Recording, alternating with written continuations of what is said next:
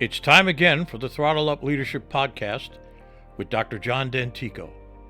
The mission of our podcast is to provide 21st century leadership training for a talent-driven world. We help organizations implement strategies and practices designed to attract, hire, engage, and retain top talent while mitigating the effects of burnout. Our guests are experts in various fields of organizational dynamics, including, but not limited to, leadership, management, communication, and coaching. They bring a world of knowledge and solutions to our viewers and listeners. I am sincerely grateful for their participation and ideas. So let's dive in. And if you enjoy our podcast, please like, share, and subscribe. We genuinely appreciate your support. Hello again and welcome to the Throttle Up Leadership Podcast. I am your host, Dr. John Dentico. With me today is Shelby Ring. Shelby is the chief cat herder and lead cinematographer at Riot Creatives, an Austin, Texas and Charleston, South Carolina digital marketing firm specializing in photo and video brand campaigns. When Shelby's not directing a shoot or geeking out in Final Cut Pro, you might find her stuffing her face with fried chicken or blues fusion dancing. Shelby is a champion and an advocate for entrepreneurs everywhere and believes business is one of the best ways to make huge, sustainable changes in today's society. Catch her podcast, The Ruby Hour, to learn expert on-camera and branding tips for your business. I will put her email address in the show notes, and I am truly pleased that she is here with me today. Hello, Shelby. How are you this fine day? John, I am doing wonderful. Thank you so much for making time to have me on your show. Oh, it's great having you. No doubt about it. So, as I like to say, let's take it from the top. Shelby, tell me and my listeners, what inspired you to start Ruby Red Creatives? I was cooking on sailboats in the British Virgin Islands, and on my lunch breaks, I would go free diving, and it was just an entire universe that when I tried to explain to my friends what it feels like to swim through a school of tens of thousands of bait fish, words were coming up short. So I grabbed an old GoPro on the boat and I jumped in, and I didn't know what I was doing. I just hit record and I went for it. And I filmed my first underwater journey and stayed up all night on the sailboat, learning through an ancient version of iMovie on this old dinosaur of a computer. But I just lost myself in the visual storytelling. And of course, when we came back from charter, I had to have a big movie premiere night to show my 4.5-minute video to all my friends. And I just fell in love with it. I fell in love with the experience of immersing people into what something felt like. So ever since then, it grew very organically. I was still cooking, still doing charters, very much in that world, but my other friends with other boats would say, "Hey, could you do a ride along on our yacht and film just a day in the life of what we're doing?" So it grew organically. And when I came back to the States, I didn't care to open up a restaurant. You can't jump in Caribbean blue water on your lunch break. So I tried my hand at opening up a video production studio, and 11 years and 2 cities later, here we are. What a great story. Sometimes you do things and it leads you to the next. That's No right. question about it. Really, really great. Shelby, let me ask you another question. Can you describe, and now that kind of given us that background, can you describe or define what you mean by a photo video campaign? That is, what does it entail from your perspective? Beautiful question. When I first started offering brand campaigns, it was just being hired as a one-off contractor, showing up for one day and just doing what we were told from an internal marketing director. And what I quickly realized is we were getting orders from directors within their pulse is on the trends, what are their competitors doing? So it was a lot of copy paste technique. And what was lacking was the creative strategy to keep up with how are people consuming media these days, what actually works because people's attention spans are dwindling and it's more and more finite. So, what we've shifted to in our business is instead of being the one off, hire someone one time, hope it works out, we come in as an extension of mid sized businesses and we work hand in hand with marketing directors to understand each quarter's goals. What are the upcoming events? What are product launches? What are some pain points at certain times of the year based on an industry? And we proactively build strategic video content and photos where we take 1 day to 3 days and you're getting 6 to 8 months of content rather than redundant photo shoots, redundant video shoots, re edits, the amount of time that your team is just doing all the back and forth. I like to be extremely efficient because I understand photo and video can be a luxury for a lot of businesses. So, how do we give the most bang for buck out of that process? Really good answer.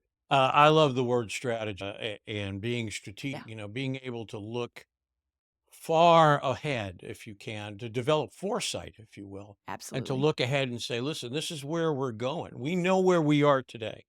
And if things remain the same, we can project that into the future. And having a video campaign attached at the hip, so to speak, on the way to where the organization is going Mhm. sounds like a fabulous idea. I appreciate that very much. Let me ask you this, without giving away any state secrets, okay? Can you describe what are the initial steps in preparing and conducting a photo video campaign for a client? What do you need from them? Mm. What do you optimally want to get them to get the boost you need to really start the campaign? Wonderful question. The boost that I need to start an effective photo video brand campaign is I want to understand the company ethos. I want to understand what's the pulse, what is the heartbeat of this niche, of the industry, and of the company.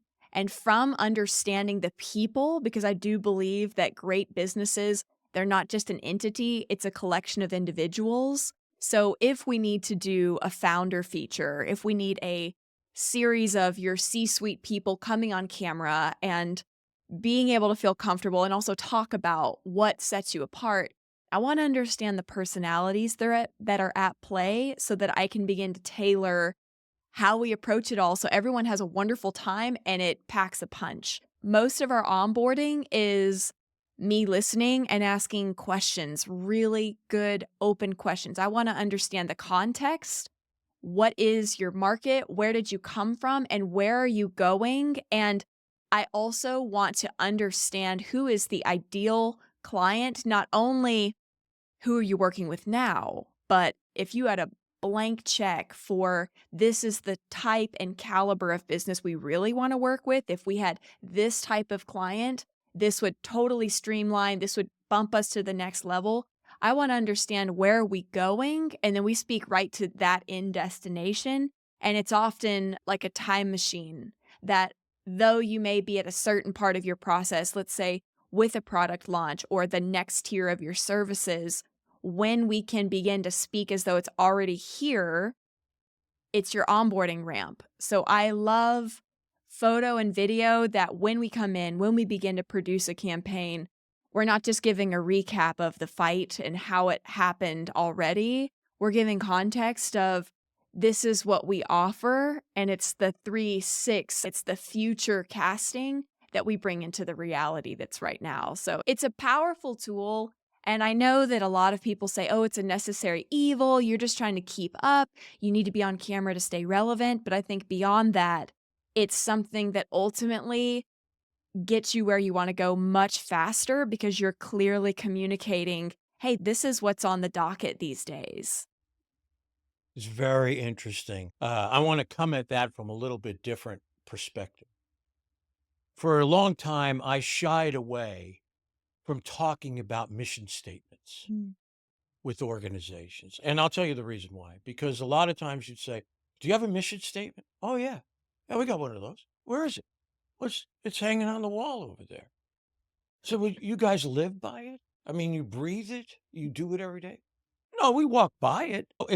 And I've returned to that with phenomenal fervor now for Mm. helping people align their value system to who they are and what they do, and to express that not only to the people outside the organization, but to the people inside the organization. It's the galvanizing spirit, if you will. So many I closely associate with this idea that you just expressed, that we have to understand who they are, what they do, and what they bring to the marketplace.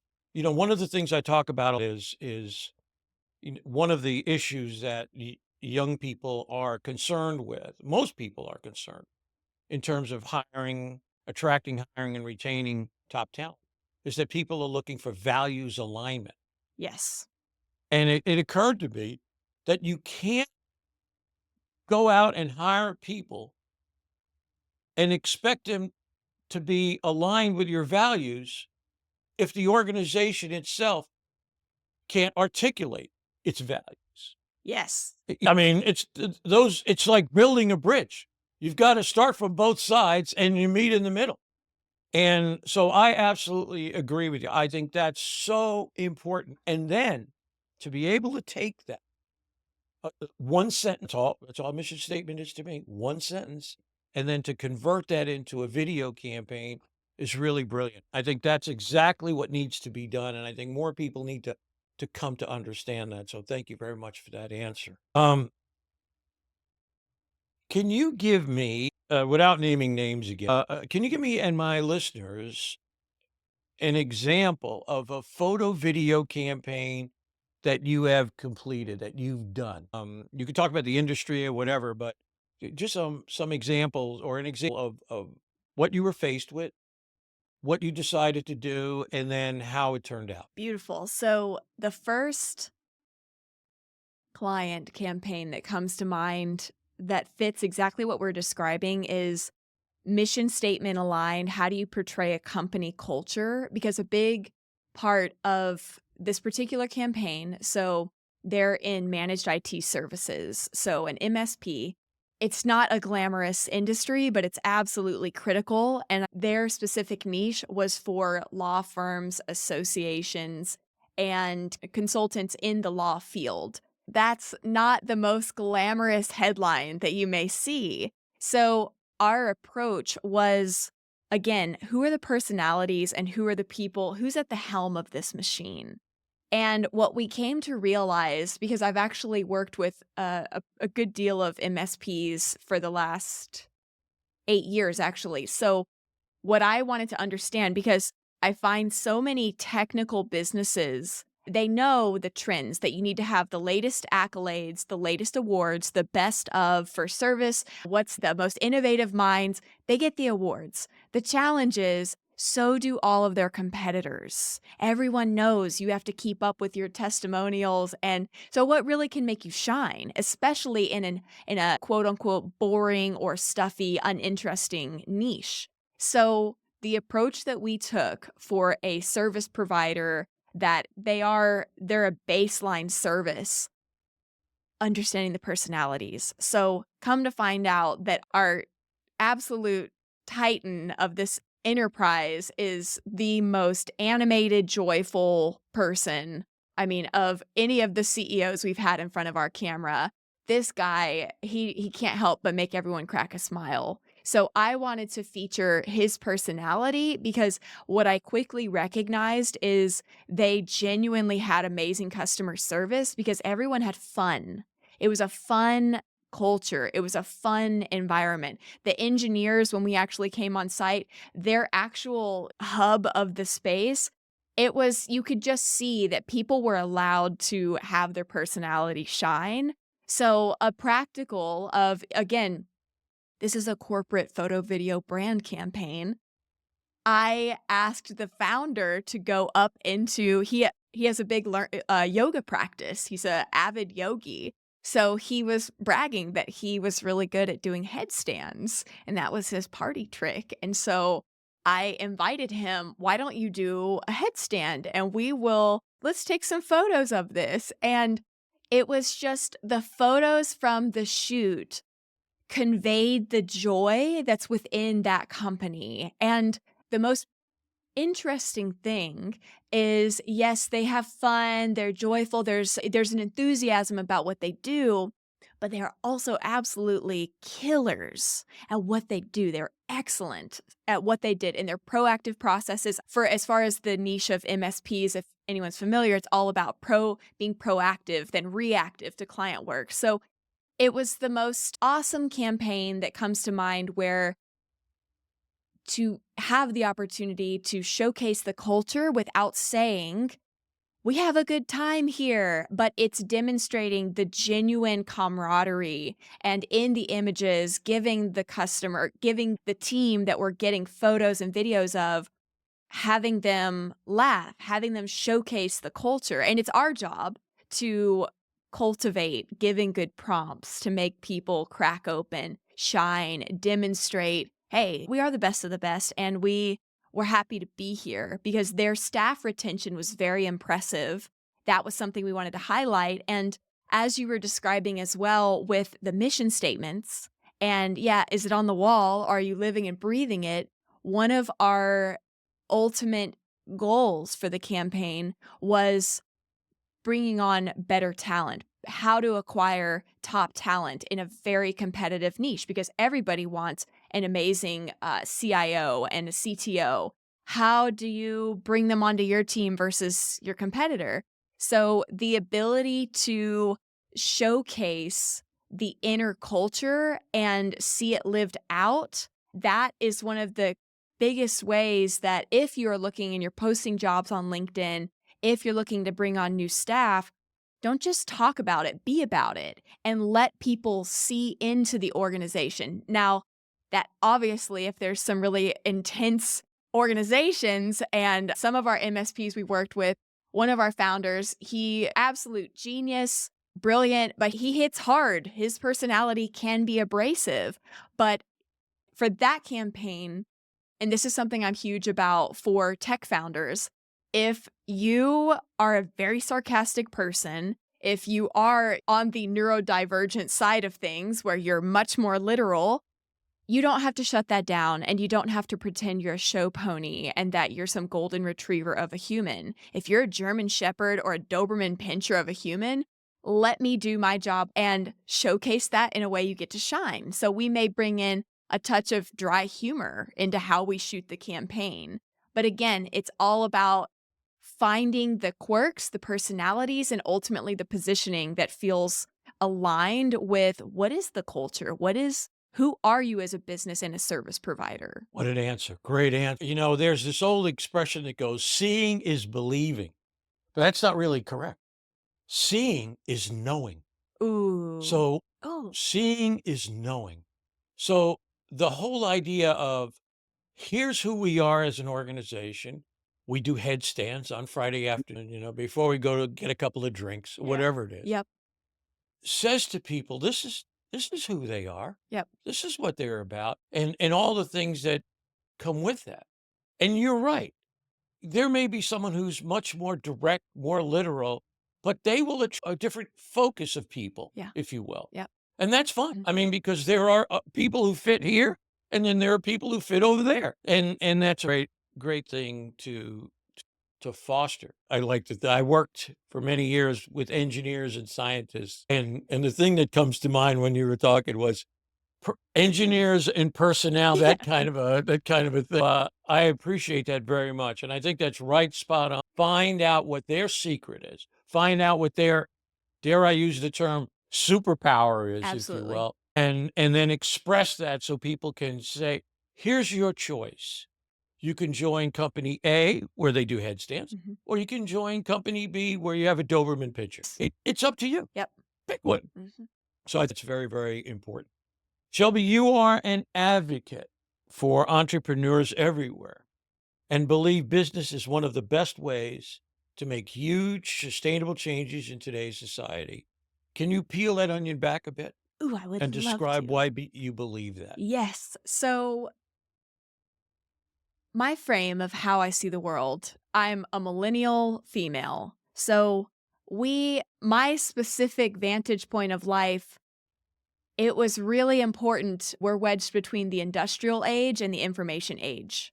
So here we are between two different, if you work hard, then life pans out and you get the good job, do the thing. And then information age, which is if you know about this thing and you're one of the beginning adapters, then perhaps you get an advantage.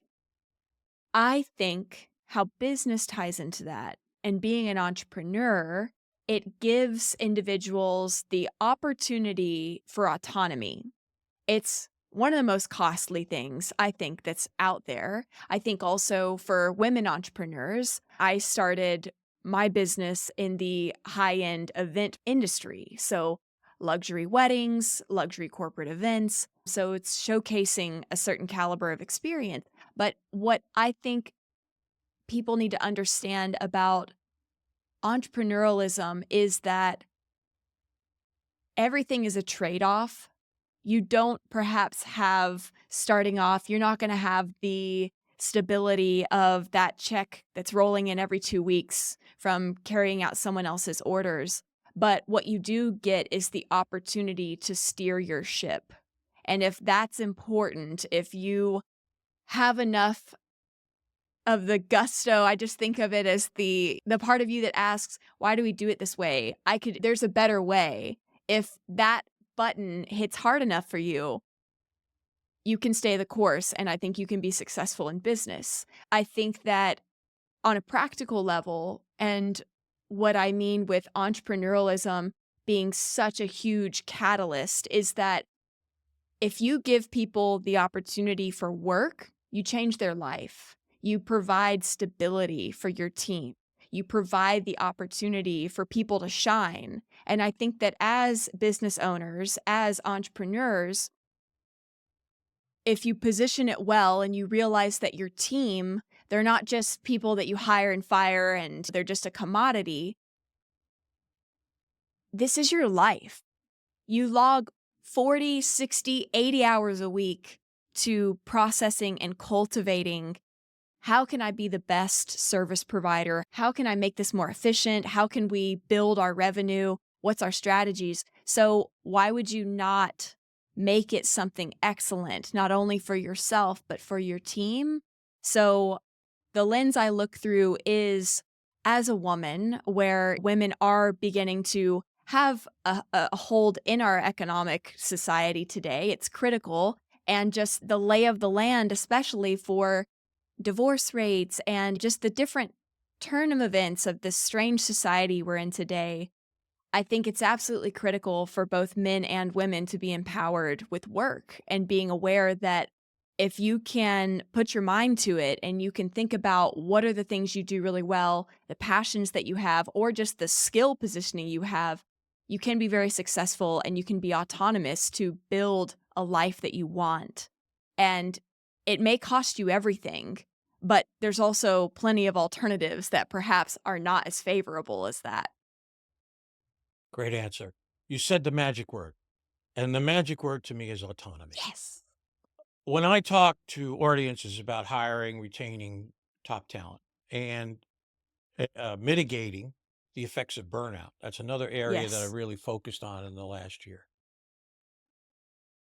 The second principle, first I talked about values alignment. The second principle is people want to be involved in the decision-making processes of the organization. Everyone, I believe, searches for a level of control and autonomy over their own lives. Or as I have a habit of saying, people want to become masters of their own fate. Yes. And it's so important. Now, for the last year, I've really been focusing on what is the implication of leadership ideas and models on burnout. So, interestingly enough, what I've discovered is that if you want to burn people out, if your desire is to burn people out, then give them no say over their lives. And the best way to mitigate burnout is to give them a place where they can become truly involved in their own lives. I had to travel electronically to the other side of the planet to speak with a gent in India who said to me, John, you have to understand that me is the new money, that people are searching for a sense of meaning in their lives. And I've been talking about meaning for 30 years. When I started developing my leadership perspective, my leadership model, I tell people it was based on one thing, just one thing, and that's contribution. It's based on contribution. So the idea is we have a problem, we have an issue. Okay. Anybody got an idea? Anybody want to chip in here and kind of give us an idea or a thought of what's going on? Because when you push away all the stuff that separates us and try to find the things that unite us, that keep us together, issues, problems are those things for me that help us gather around and say, I think we can solve this problem if we try these 2 or 3 different things. So for me, my leadership perspective is based on contribution. Mm. And anywhere along the line that you can help people or give people or create, as I like to say, an environment where people come to do their best work every single day is the place where you can offer them autonomy and control Mm. over their lives. That to me is the single greatest anti-burnout factor you can provide. Because if we're in this quote unquote hierarchical model where, you're my follower, just do what I tell you to do, that kind of a thing, people have no say. And they just come to work every day just trying to earn a paycheck. And we've learned in this post-pandemic world now that that's gone by the wayside. Yes. That people are no longer searching for just a paycheck. Yeah, sure, it's important. Yeah, we got to make money. You got to pay the bill. Send the kids to ballet classes, soccer practice, whatever. But in the end, as I like to say, this is where I strike a similar chord with you on entrepreneurship, because you said it could cost you everything. Let me follow that up for just a second. You see, for me, people, and this is a very personal decision. Okay? I can't make this for you, for anybody. I wouldn't dare. But there comes a time when you have to make a decision between losing your job and keeping your soul. And if you don't come to understand and aren't willing to stand on the line, as I like to say, and make that decision, then chances are your life will be run by someone else and not by you. So I appreciate those kinds very, very much. Thank you. Mm. Let me ask you this question. Can you give me and my listeners and viewers, and you may have touched on this, and I just want to go down this road a little bit more, 2 or 3 examples of what organizations who choose to conduct a photo video campaign didn't do so well? What was it that I'm sure you got a couple of those. Oh, Have at it. okay. This is something I was actually writing about this morning, is one of the most overlooked things that small and mid-sized businesses make when it comes to investing funds into a visual brand campaign. This is your reflection of how people perceive you, is a lack of pre-production thought towards the concept. What is the concept that you want to convey for your campaign? And to break down what concept is, it's not just, hey, we're the best and we do it the fastest and the most efficient way and go to us for less headaches. It's the Nike, just do it. How simple, but it invokes something that strikes home for people that is so fast to grasp. And the power of a good concept is that you can springboard off into 15, 25 different mini campaigns from every video that you put out. Let's say that your theme, if it's something like we have a lot of audacity, we have a lot of tenacious energy in our brand. And how do you showcase that in 30, 20-second videos? What are the little bite-sized pieces? And to bring this back into the practicals of you hire a third-party marketing director, you bring in this, wow, we produce results. What I find as someone who's contracted with various vendors, various third-party people, and we get brought in and they're the gatekeepers for the scope of work. They claim to be the best of, oh, we're the best in the corporate event, the corporate marketing space. But what I find is there's often a lack of due diligence to truly understand how that business is uniquely positioned. They don't slow down enough to understand the people, the personalities, the real inner workings of the business, so that trying to attract top talent, if you are trying to get those contracts that aren't just $100,000 a year, but a $500,000 a year scope, if you're trying to make those jumps, doing what you did previously or just copy pasting doesn't work. So it's slowing down enough at the beginning to be incredibly strategic in understanding the merging of what's your concept, what is the unique value proposition meeting the ethos, the company culture of this is what we freaking love. This is what we love to do. This is why we do what we do. This is the camaraderie that fuels this organization. It's distilling that. And that's not easy. But I think that's one of the most overlooked things that, yeah, you can cut a bunch of talking head videos. You can share case studies, testimonials, client stories. Here's what we love. Here's specifics about this technical service offering. But nobody cares until you position yourself as something they should care about.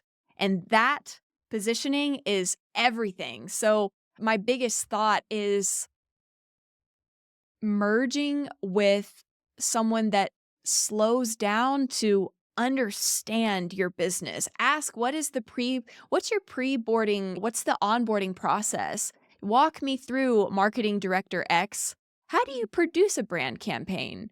And just listen. If it sounds like it's just an equation and we do this for company X, Y, and Z, we've been doing this for years, I would just slow your roll and I would actually interview previous clients and hear, hey, that campaign you did 6 months ago, oh, you hired them 2 years ago. What was the ROI on that campaign? How did those LinkedIn targeted ads really perform? How was the experience when you actually shot the 2 or 3 days of production work? Did you feel good? Did you feel like the camera people understood what y'all had been working on for 6 months beforehand?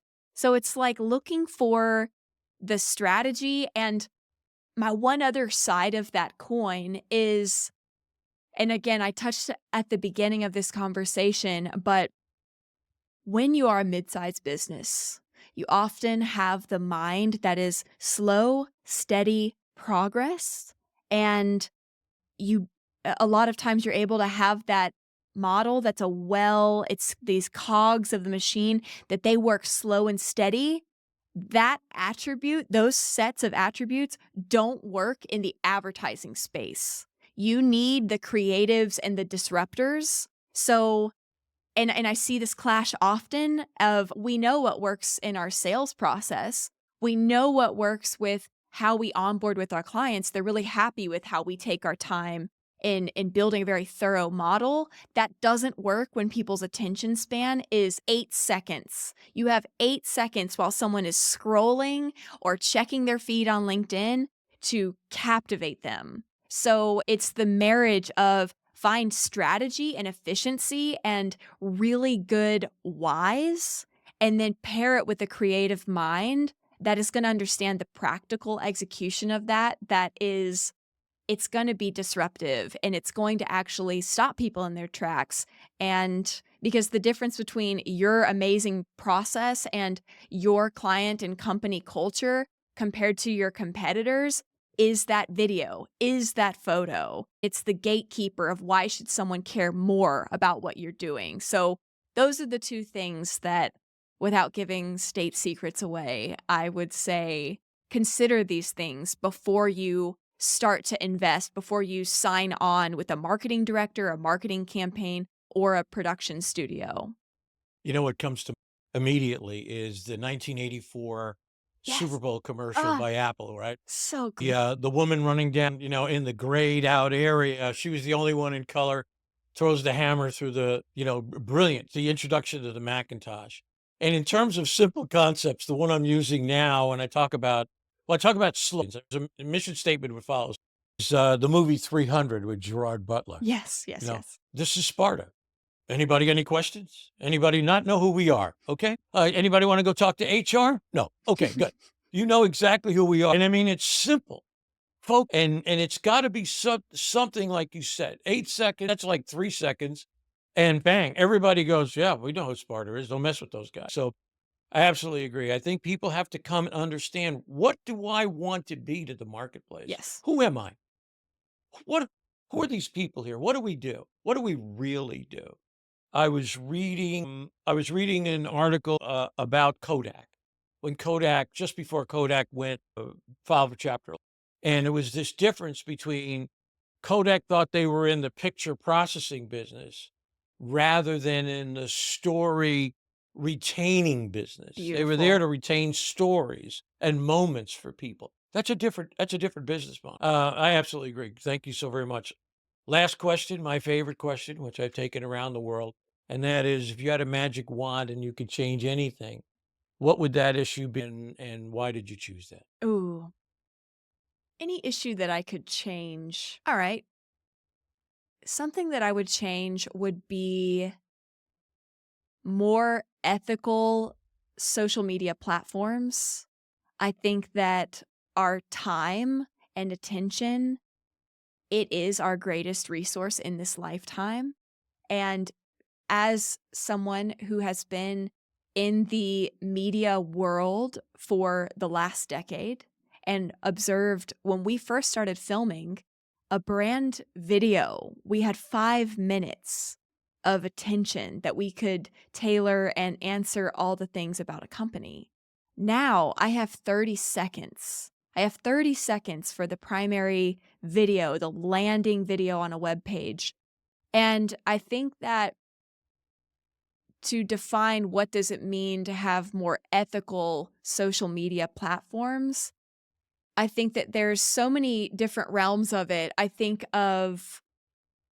wish there was more ways to clearly, almost like the cigarette box that says, if you use this product, there could be severe birth defects, cancer-causing ingredients. I know there was a big movement for ads on social media, on the Instagrams, the Facebooks of the world, where they had to add a note of hashtag ad. That was a way of people trying to build a movement of showing transparency that when I'm posting this thing, it is something that I'm being paid to say or to do. So I think that part of it that I would want to change would be clearly having demarcations of, this is a paid, I'm getting money to say, do, showcase, act like I'm flustered. The transparency of the commodity realm for social consumption. And the other side of it, I wish that face tuning, filters, I see things through the lens of a female mind. It makes me so sad to see colleagues that they won't post a picture from an event or these casual, informal images without running them through a Facetune app to completely change their perception. And knowing now that preteens and teenagers, they have cell phones. They have access to the world in their palm. I can't fathom that. When I wanted to go on the computer as a kiddo, as a teenager, I had to go to our family office room, log in, and it was like it was like playing video games. You had an allocated amount of time. the fact that there is so much face filter, face tuning, body dysmorphia triggering things for the youth that are seeing this. And you're seeing now there's preteens, there's teenage, specifically women, that they are doing all these things to contour and change their face. And it saddens me that it seems like childhood is becoming lost. And the concept of playing outside, playing with your friends, when it's now looking like, oh, we do things through this tile that's in our hand, rather than go ride your bikes around the cul-de-sac, go play horse with basketballs, go be a kid. That's the thing that I wish would change, is people's consumption of technology and just an overall awareness. Like, if I could wave a magic wand, I would just wanna break the spell of people thinking that social media is real life, and my dream is that people are in rocking chairs, and they're looking at each other, and they're going, "Remember that time there was, like, 10 or 15 years where everyone just looked at these little glass tiles, and we thought that was real life. We thought that those little squares of a white feed, we thought that equated to our life being well lived. How disillusioned were we?" And just people coming back to their real moments. That would be my change. Wonderful. I think too often we suffer from this notion that as we are, we're just not good enough. We're just not good. We have to make changes.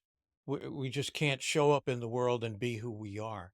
Yet, I can tell you, I've had endless discussions with other podcast guests about how important it is to be authentic, Mm. to be an authentic leader. If you're using all these filters to somehow, and this is a problem I deal with all the time.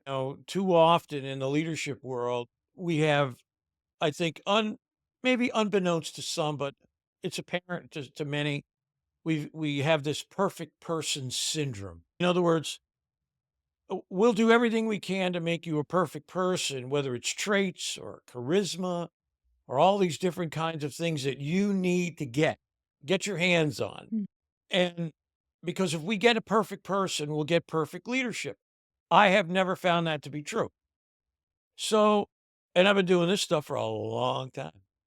And I see leadership much more as a process. This is just Mm. jump in here. We'll teach you how to do things, and then let's see where that takes us. Mm. That kind of a thing. So I appreciate those comments. Very courageous for you to say that, being in the world that you're in. Yeah. Very, very much appreciate that. Shelby, this has been a blast. I can't thank you enough for being here with me on the Trial of Leadership podcast. You've done a spectacular job. I so very much appreciate it. I wish you and all your colleagues the greatest success in the future. Thank you so very much. Thank you for your time, John. This has been a pleasure.